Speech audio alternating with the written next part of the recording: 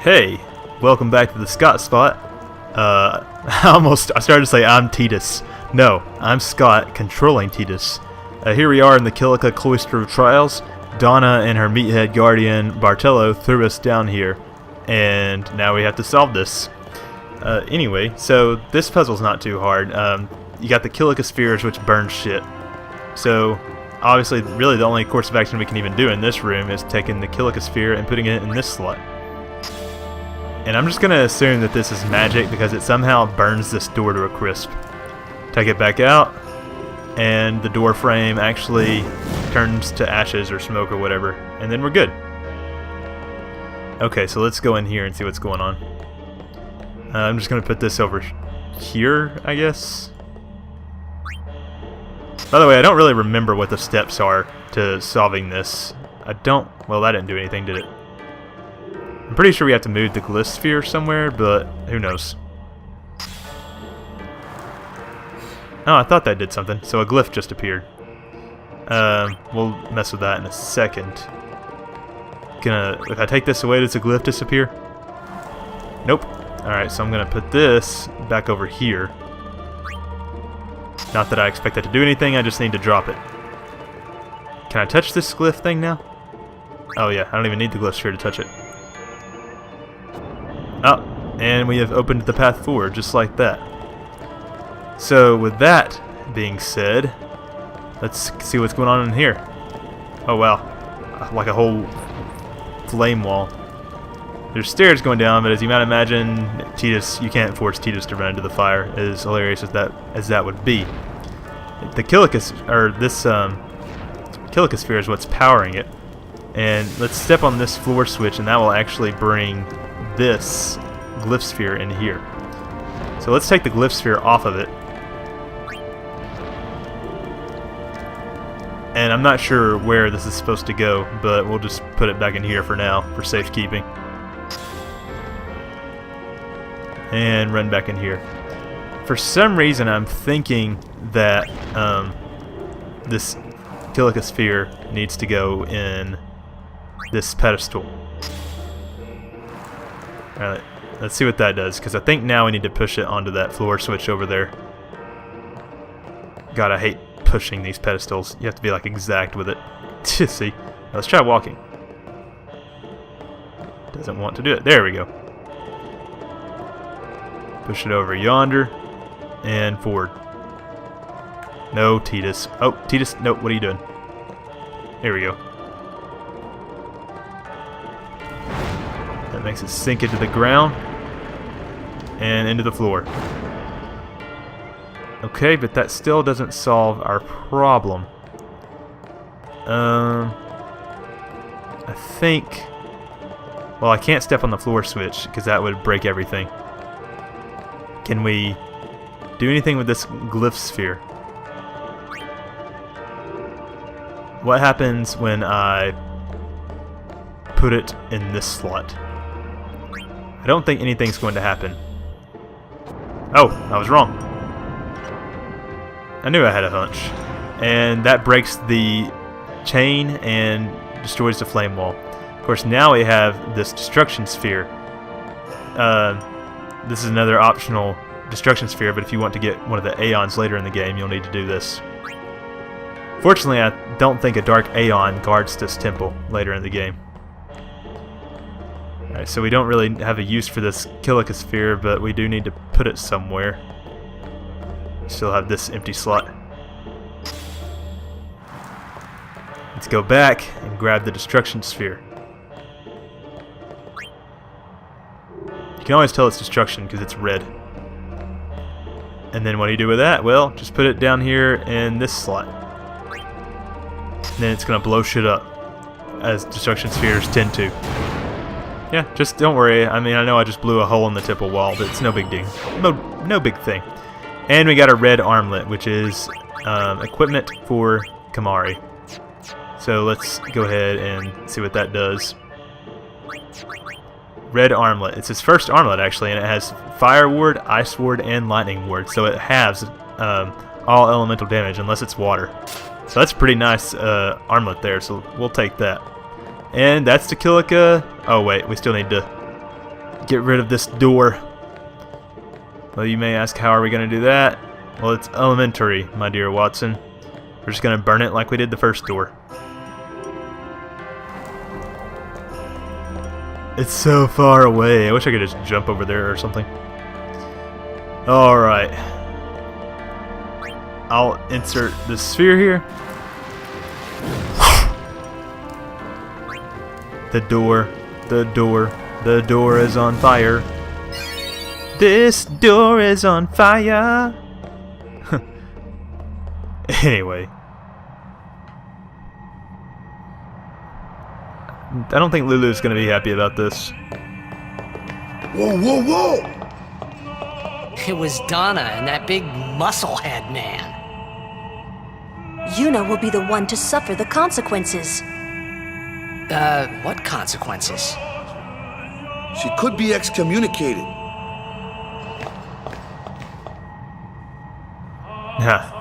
I hope not. I wonder if that was Donna's goal all along, though. Alright, this is another affection situation. The first person you talk to gets 2 affection points, unless it's Lulu, and they get 4. So let's talk to Kamari. Why not? Oh, Kamari didn't like that. The chamber beyond is a sacred place. Only summoners may enter. What? Even Guardians can't go? It's taboo. Oh. All these stupid rules. She could be dead in there. Lulu's not even talking now. Great. Just what we needed it to piss her off some more. Just wait. So what's in there anyway? The faith, remember? Oh yeah, that thing, right. The faith are people who gave their lives to battle sin. Yevon took their souls, willingly given from their still living bodies. Huh? Now they live forever, trapped in statues. But when a summoner beckons, the souls of the faith emerge once again. That's what we call an Aeon. All that in this room? So what's Yuna doing in there? She prays with all her heart for a way to defeat sin. Interesting. Just wait. The faith kind of reminded me of Crystal the Sea from Final Fantasy 13. But that's about all we're going to get out of them. So to move the story forward, we're going to attempt to leave.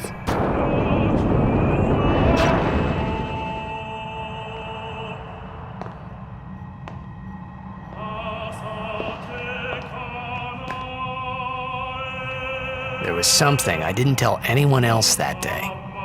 That song we heard there, in the temple, I knew it from my childhood. It was proof that Spira and Xanarkin were connected, somehow. At least to me it was.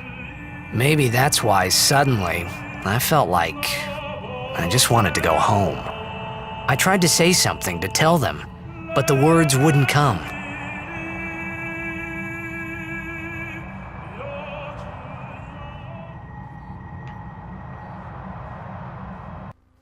Why is that important? Anyway, before we continue, I just want to point out there's a character in this game, Once, who's actually Awaka's brother, Awaka the 23rd, if you remember, the merchant extraordinaire. And he shows up, he doesn't show up until towards the end of the game, but he shows up before that in the background 18 or so times, and it's supposed to be like a in-joke or something that he was following Yuna around. But I'm going to do my best to point out each Once sighting as we go along. And the reason I mention that now is because the first time is in this next scene. But first we gotta name this Aeon. It's Ifrit, classic Final Fantasy, fire summon. And why change his name? Don't fix it if it ain't broke. Alright, let's get out of here. I've had enough of this temple.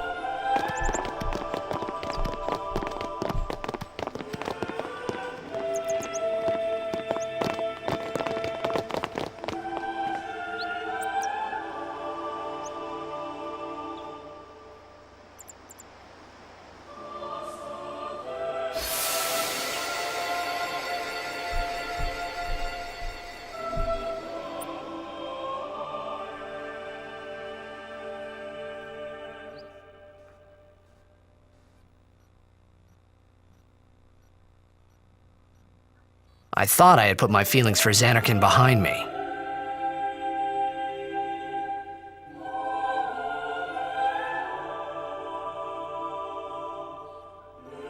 But they were there, and they grew inside me bigger and bigger, till I was just about ready to burst.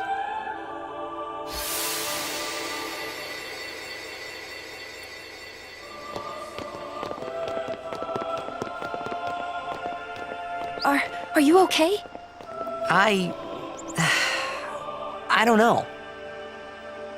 What do you want to do? To scream real loud?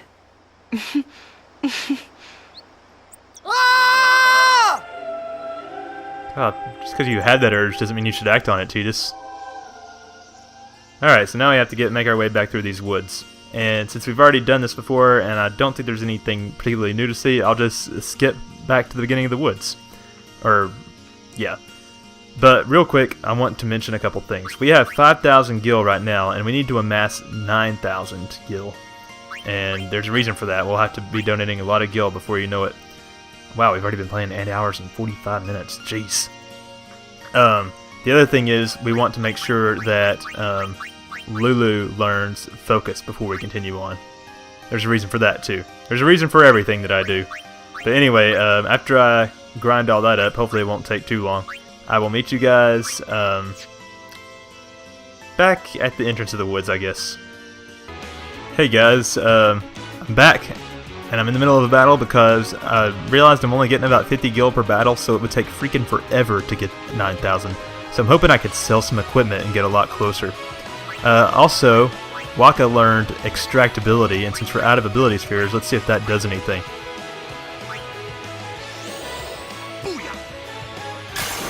Oh, and it does damage? And we overkilled him too. I'm good, yeah? Hell yeah, Waka. Oh, he drops 2 ability spheres. What do you know? Well, I guess we don't have to worry about ability spheres ever again.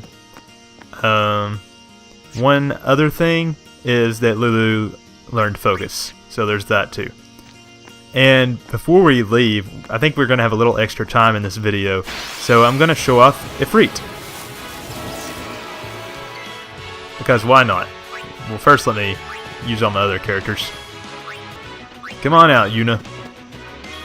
Summon that guy.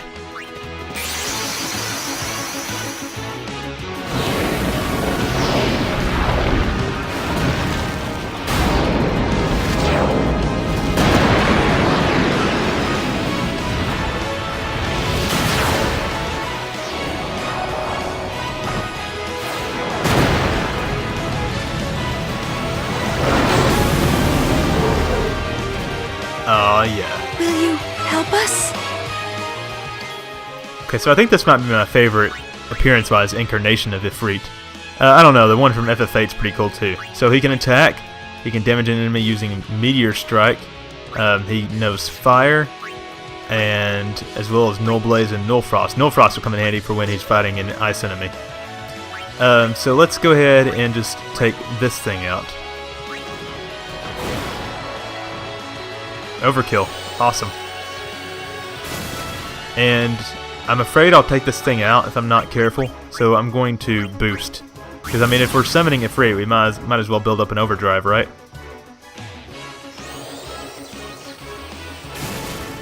That worked pretty well. Let's do it one more time. Actually, I guess it might not be a bad time to show off an overdrive. But first, let's use Meteor Strike, see what that does.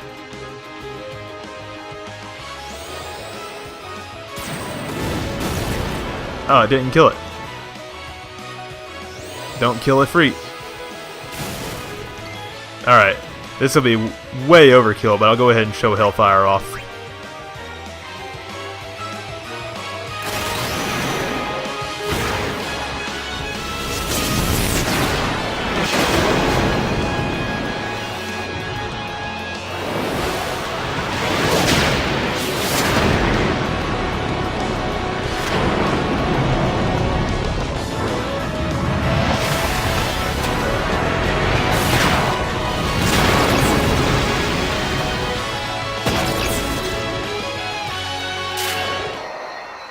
Hey, Yeah, of course it's overkill.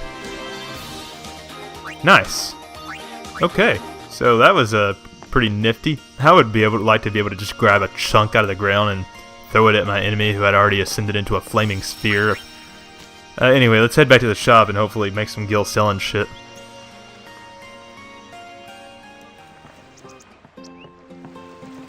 Do these guys have anything new to say?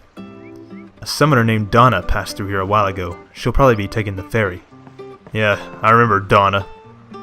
The sea sure looks beautiful from here, but Sin's lurking out there somewhere. It gives me the creeps just thinking about it. If people were so afraid of the water, why the hell did they build this port on it? That never made sense to me. There's not a smile in all of Kilika, thanks to Sin. But if we win the next tournament, that should cheer everyone up. You're not a Kilika... Oh, just because you're not a Kilika beast doesn't mean you won't refer to the team as we. Sin is a divine punishment upon the people. There is nothing we can do about it. We can only rely upon Yevon's teachings and the summoners to help us through this. Finally, somebody sees the way. Don't want to go back into the tavern. Oh, what are these guys doing? Sawing and hammering, it looks like. Can't even talk to them. Unfortunate. Alright, let's sell some shit. Hey you! Hands off the merchandise! Oh yeah, we already talked to you about that. Alright, let's see what we don't need.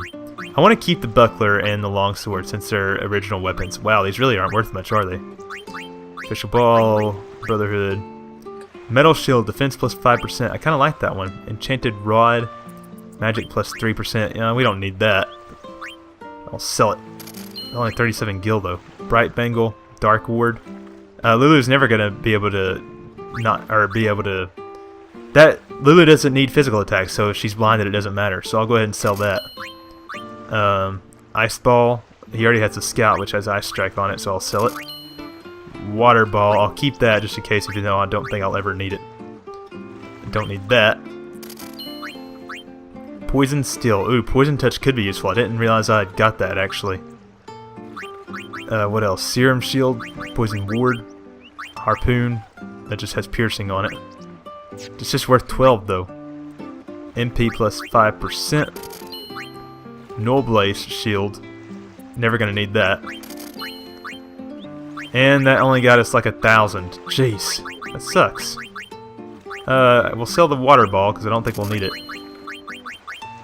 Rod of Wisdom. That's worth 637, but damn, this sucks. I don't want to build up the rest through gil. Alright, I'm going to sell my Poison Touch. No, because I mean, that's not even going to get me close. Can I sell anything else? It's just letting me sell items. Because this is an equipment shop. I guess that makes sense. Okay. Don't need defense plus 5%, I don't think. Actually, defense plus 5% is probably better than HP plus 5%. How much can I sell the Seeker's Shield for? Seeker's Ring. Seeker's Shield, just 37. Damn. Looks like I'm going to be fighting lots of battles. Okay, I'll catch back up with you after I do that. Okay, so after like maybe an hour, hour and a half, I managed to grind up what we needed. It didn't take nearly as long as I thought it was going to. As you can see, I have 9,600, almost 9,700 gil, and we really only needed 9,000, but I wasn't really paying attention. We got some new equipment, but I sold it. Let's see, Waka. Some of the new equipment that I did keep though, Waka got a Rule Breaker, which has the Poison Touch ability. So basically, his chances have like a half% chance of getting poison or inflicting poison. Let's see. I also equipped the Poison Steel on Tidus, and it has the Poison Touch as well. Let's see, anything else of note here? Oh, I got a Dusk Lance with Kamari, so his attacks have a chance of inflicting blind or darkness or whatever you want to call it. I think that's really it, yep. And we also learned some new abilities on the Sphere Grid. Lulu got Focus, which raises the party's magic and magic defense. Waka got Aim, which raises the party's accuracy. Tidus got nothing. Oh wait, no, he got Provoke, which draws an enemy's attacks towards him. Yuna got Prey, which is probably my favorite ability. Not my favorite ability, but the best one that we learned. I was waiting for her to learn this. Basically, it restores some HP to all allies, and it's a completely cost-free move, so she can just use that whenever you want. And I always tend to use that in battle whenever Yuna doesn't have anything else to do. She can restore everybody's HP and get her AP in battle that way. Also importantly, she learned Life, which revives a KO'd character. However, you can see that it costs quite a bit of MP for this point in the game, but no matter, because she has 104 MP, so we should be able to use it pretty willingly for the time being. Looks like that's it for abilities.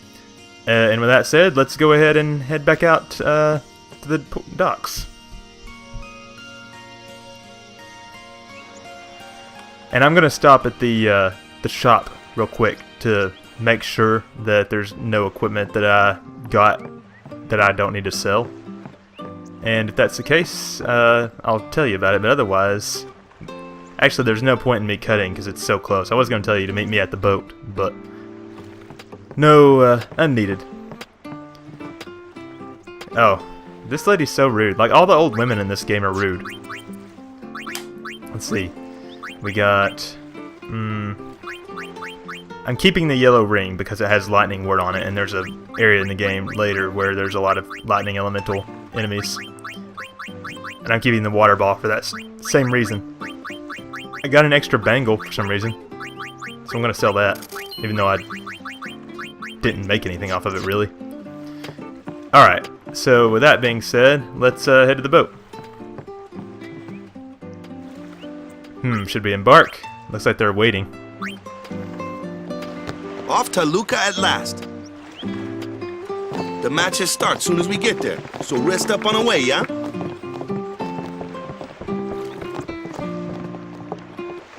Looks like the Kilika beasts are joining us.